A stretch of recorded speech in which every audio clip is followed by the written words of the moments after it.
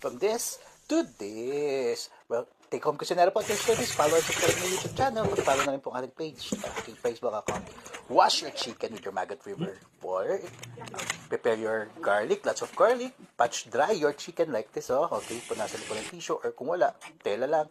Then add our Cajun seasoning. Pag wala din pong Cajun seasoning, optional lang po, pwede din pong wala. Then add our pepper, our sugar, our salt, then MSG.